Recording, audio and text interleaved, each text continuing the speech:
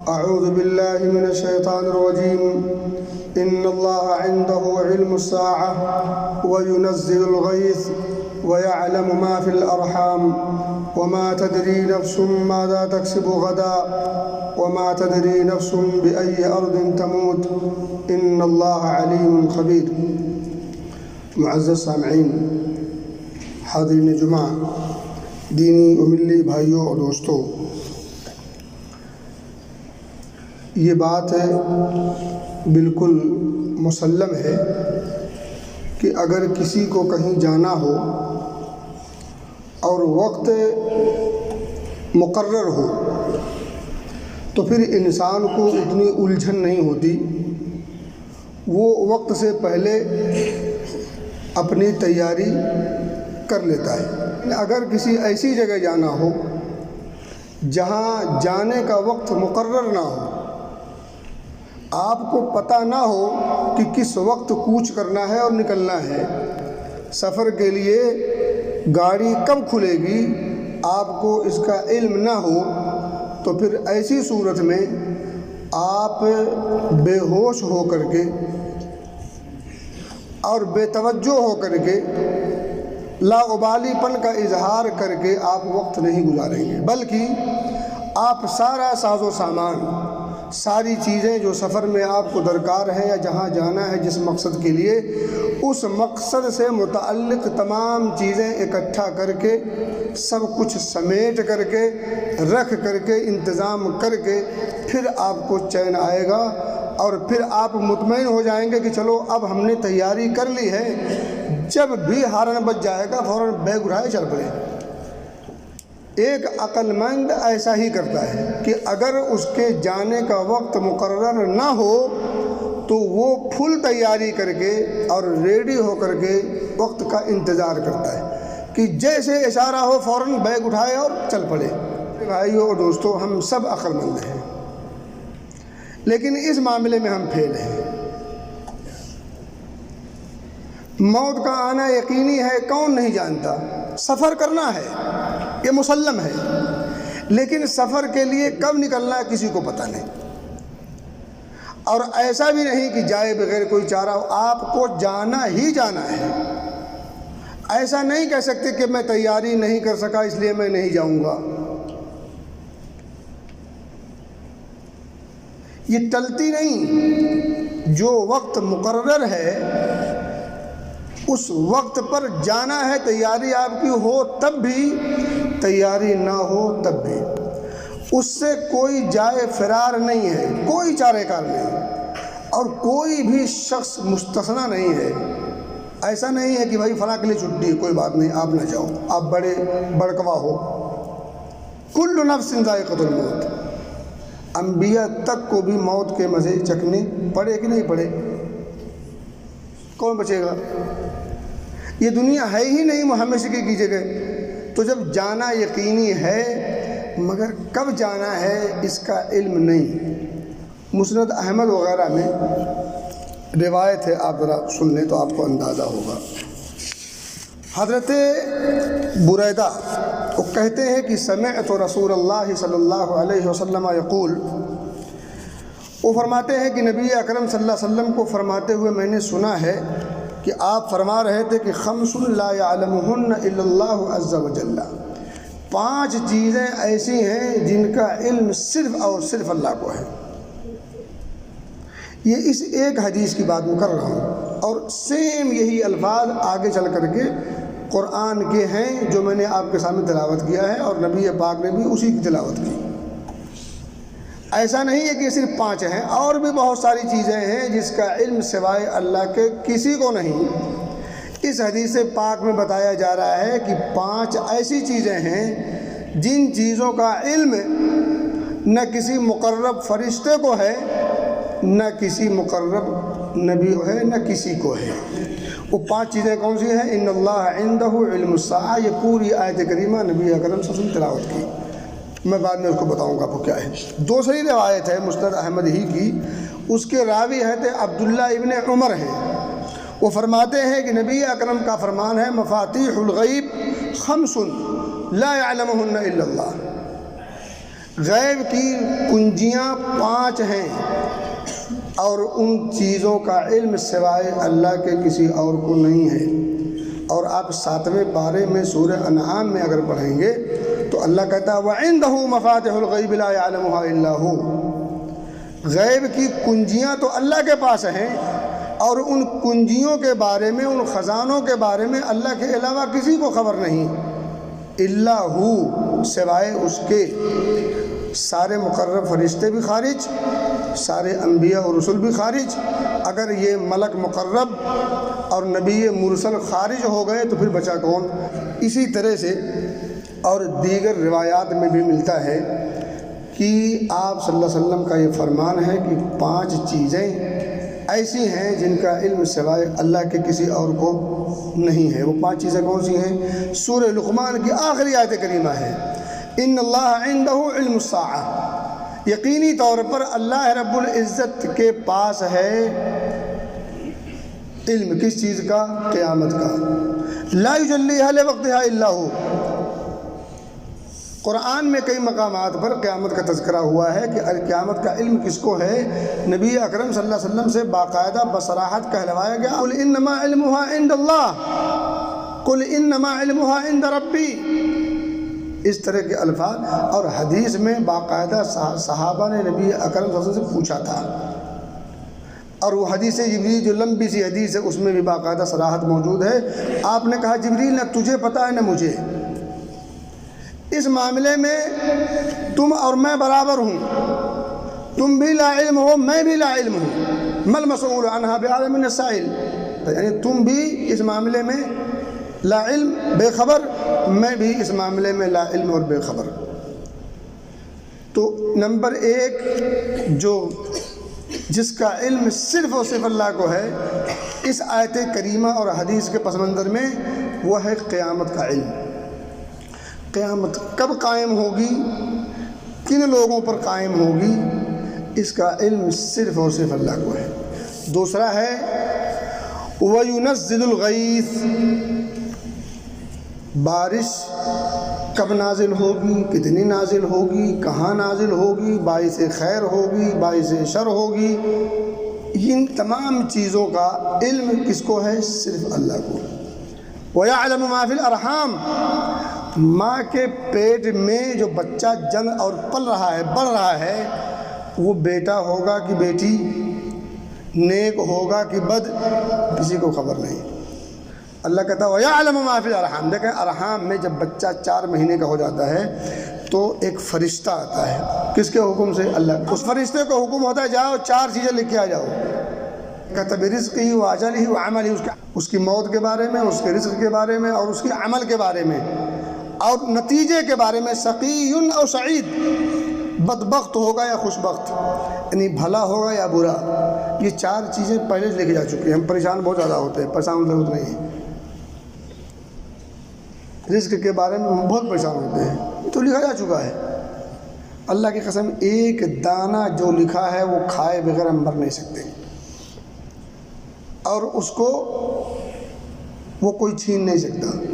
آپ نے دیکھا ہوگا کتنے لوگ ہیں کہ بالکل جاگنے کے عالم میں ہوتے ہیں، کچھ قطرے گھونٹ کے، کچھ قطرے اندر جاتے ہیں، کچھ باہر۔ کبھی اس پہ غور کریں بھئی کچھ گئے کچھ کیوں نہیں گئے؟ جو باہر گئے اس کو اندر جانے کا مقدر نہیں تھا، تو جو نہیں مقدر ہوگا وہ آپ کھا ہی نہیں سکتے۔ کتنی بار آپ نے چیزیں خریدی ہوں گی استعمال کے لیے، دسترخوان سجایا ہوگا، اچانک فون آ کے بھاگ گئے، کھایا کسی کوئی اور، کون کھایا؟ جس کے مقدر میں تھا۔ تو بہت زیادہ پریشان ہونے کی ضرورت نہیں۔ وَيَعْلَمُ مَا فِي الْأَرْحَامِ، ماں کے پیٹ میں جو بچہ جن رہا ہے وہ کیسا ہوگا، کیا ہوگا، اس کے بارے میں کلی خبر کس کو ہے؟ صرف اللہ کو۔ وَمَا تَدْرِي نَفْسٌ مَاذَا تَكْسِبُ غَدًا، کل کیا کچھ کماؤ گے، اپنی زندگی میں کیا کچھ بناؤ گے، یہ اسی کو پتہ ہے۔ وَمَا تَدْرِي نَفْسٌ بِأَيِّ أَرْضٍ تَمُوتُ، کس جگہ انسان کی موت ہوگی یہ کون جانتا ہے؟ کتنے لوگ یہاں آتے ہیں یہیں رہ جاتے ہیں، کتنے لوگ یہاں سے چھٹی جاتے ہیں اور وہیں رہ جاتے ہیں، کتنے لوگ راستے میں کتنا کیا کچھ نہیں ہوتا. یہ سب بہت ساری بہتری مثالیں ہمارے آنکھوں کے سامنے. کہنے کی بات یہ ہے کہ جب موت یقینی ہے اور یہ خبر نہیں ہے کہ کب جانا ہے, تو پھر کیا کرنا چاہیے؟ ہمیں تیاری کرنی چاہیے. کس چیز کی؟ موت کی. بوریا بستر باندھ کے اور بیگ تیار کر کے رکھیں. فرشتہ آئے بلانے کے لیے تو فوراً چل پڑیں. اس وقت افسوس نہ ہو, ابھی میں نے آئرن نہیں کیا ہے, ابھی میں نے وہ بیگ میں یہ چیز نہیں رکھی ہے, ابھی میں نے وہ لینا تھا, میں نے وہ کرنا تھا. ان تمام چیزوں کا, کسی چیز کا افسوس نہ ہو. اگر آپ چاہتے ہیں تو تیاری پہلے سے ہونی چاہیے. اسلاف میں سے کسی کے بارے میں ملتا ہے, کہتے ہیں کہ ان کی جانکنی کا وقت ہوا تو ان کے گھر والے رونے لگے. کہا روتے کس بات سے؟ جانکنی کے عالم میں ہیں اور اہل خانہ کو کہہ رہے ہیں رونا کس بات کا؟ تیاری میں نے کی ہے, مجھے رب سے ملاقات کرنا ہے. رونے کی جگہ نہیں ہے یہ میرے لیے خوشی کا وقت ہے. لیکن یہ کب ہوگا؟ اتنی بڑی بات ایک انسان کب کہہ سکتا ہے؟ جب اس نے اپنی زندگی کو کتاب و سنت کی روشنی میں گزارا ہو. اور ہم نے جیسے زندگی گزاری ہے یا جیسے گزار رہے ہیں, ایسے صورت میں اگر ظاہر بات فرشتہ آئے اور ہمیں چل جائے پتہ پہلے سے کہ آ رہا ہے, تو ہم لپکیں گے یا بھاگیں گے؟ اگر بھاگنے کا کوئی چانس ہو تو ہم لپکیں گے. لیکن اینما تکونوا یدرککم الموت ولو کنتم فی بروج مشیدہ, راہ فرار نہیں ہے, کوئی چانس نہیں ہے. بروج مشیدہ, اس کو آپ کہہ لیں کہ دنیا کی سب سے محفوظ اور سب سے مضبوط جگہ جہاں کہ کوئی پر نہ مار سکے. لیکن موت وہاں بھی آ جائے گی. بھئی سمندر کی تہوں میں لوگ مرتے کہ نہیں مرتے؟ اور فلائی کرتے ہوئے لوگ مرتے کہ نہیں مرتے؟ زمین پہ لڑائی میں عام حالات میں بستر پہ آرام سے سویا, بسم اللہ کر کے سویا رہ گیا.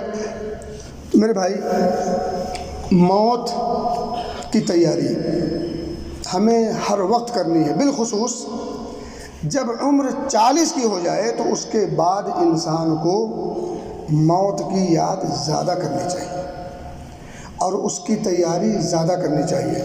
اس پر توجہ ڈھیر دینی چاہیے. ویسے تو توجہ اس پر ہمیشہ ہو, لیکن جب عمر 40 کو پہنچ جائے, یہ 40 والی عمر کیا جانتے ہیں؟ عقل کی پختگی کی انتہا ہے. اور علماء کہتے ہیں کہ 18 سے جو زندگی کی شروعات ہوتی ہے وہ عقل کی پختگی کی شروعات ہوتی ہے.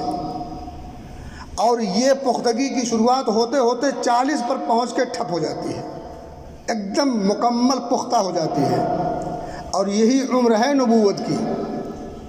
مفسرین کہتے ہیں کہ تمام انبیاء کو سوائے حضرت عیسیٰ علیہ السلام کے, تمام انبیاء کو نبوت کے تمغے سے جب سرفراز کیا گیا تو عمر 40 کی تھی.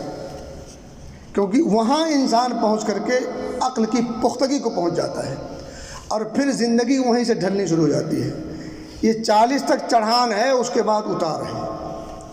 تو 40 کے بعد بالخصوص ہمیں موت کی فکر زیادہ ہونی چاہیے اور توبہ تائب کی طرف دھیان زیادہ دینا چاہیے.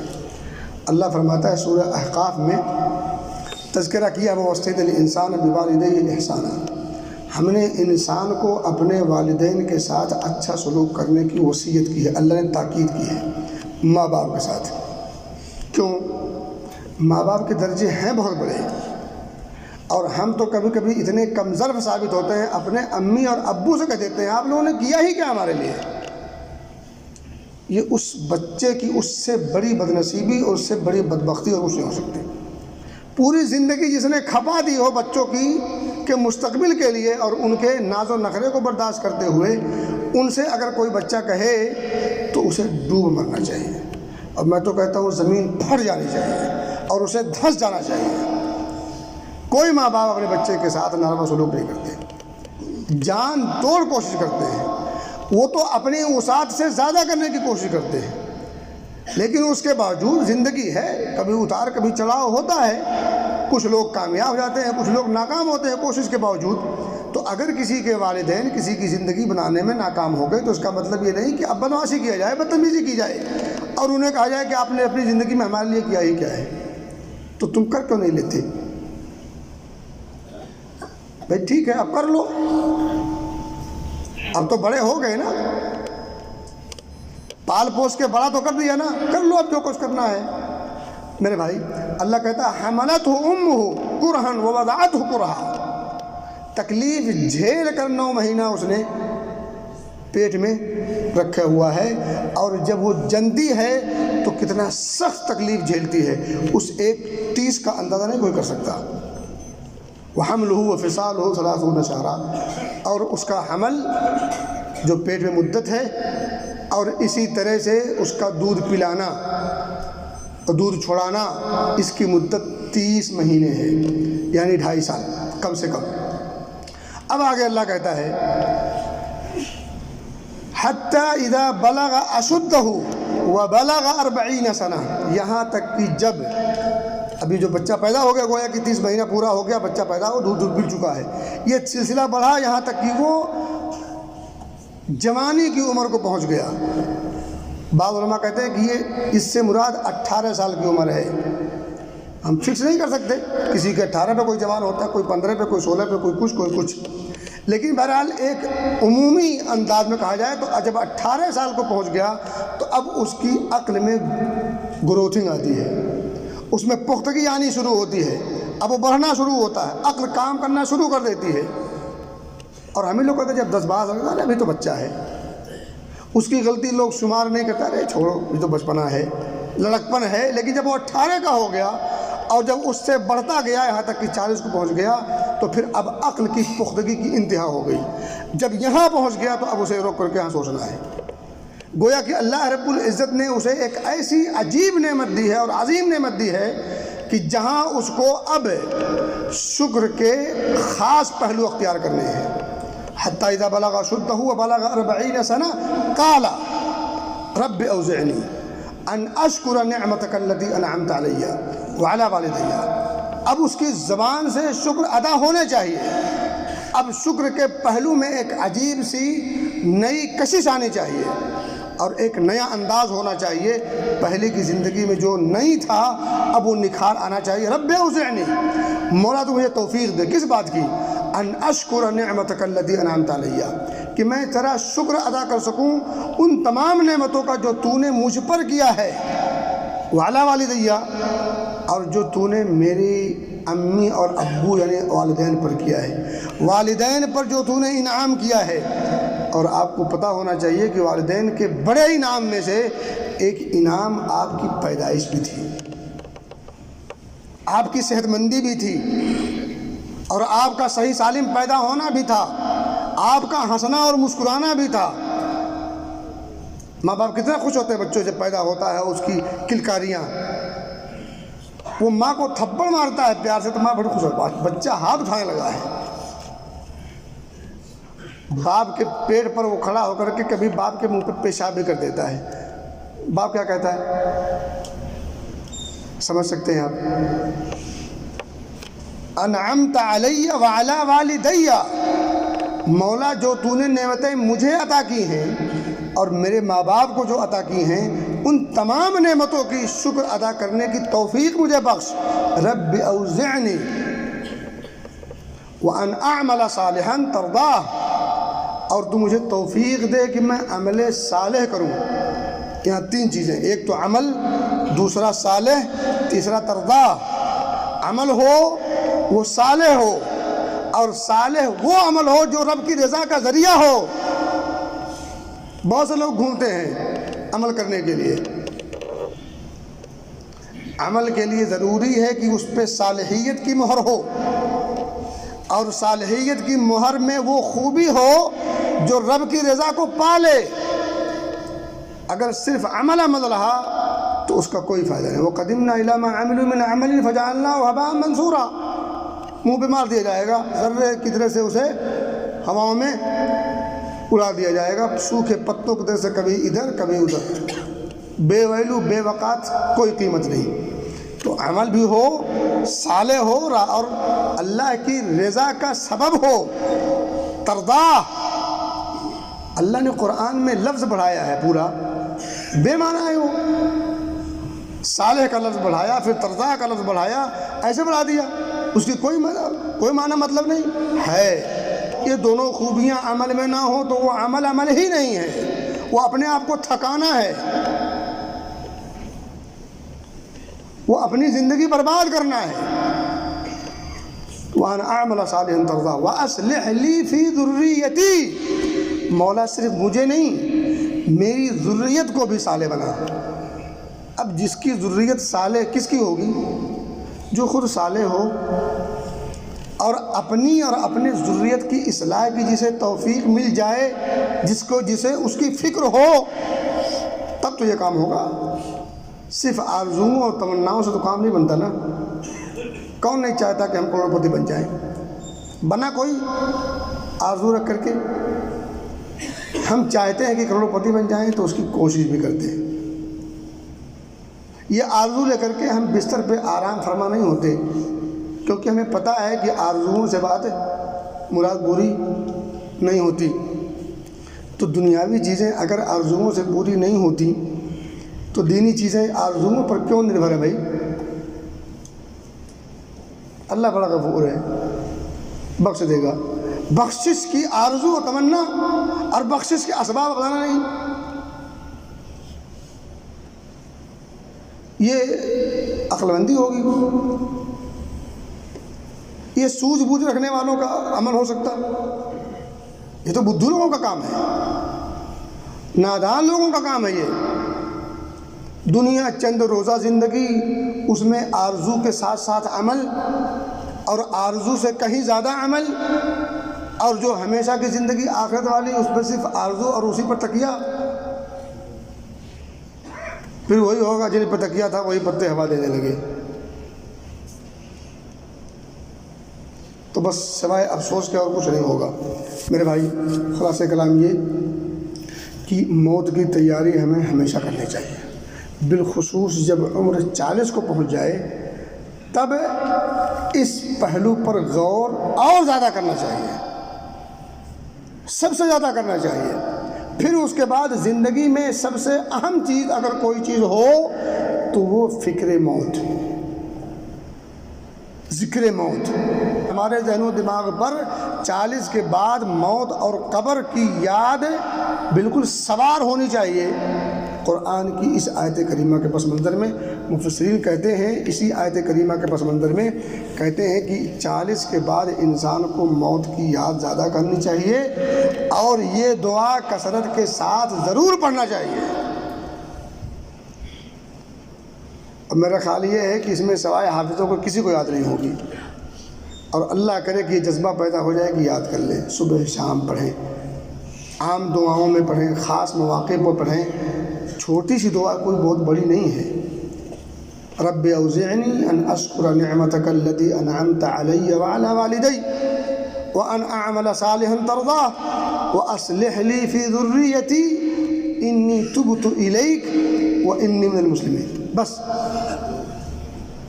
اللہ ہم سب کو اس دعا کے یاد کرنے کی توفیق دے، اور اسے اپنی دعاؤں میں خصوصی طور پر شامل کرنے کی توفیق دے۔ اللہ ہمیں ہمیشہ اپنے موت کی اور قبر کی تیاری کرنے والا بنا، بالخصوص 40 کے بعد اس نقطے پر کچھ زیادہ ہی سنجیدگی کے ساتھ غور کرنے کی توفیق عطا فرما۔ آمین۔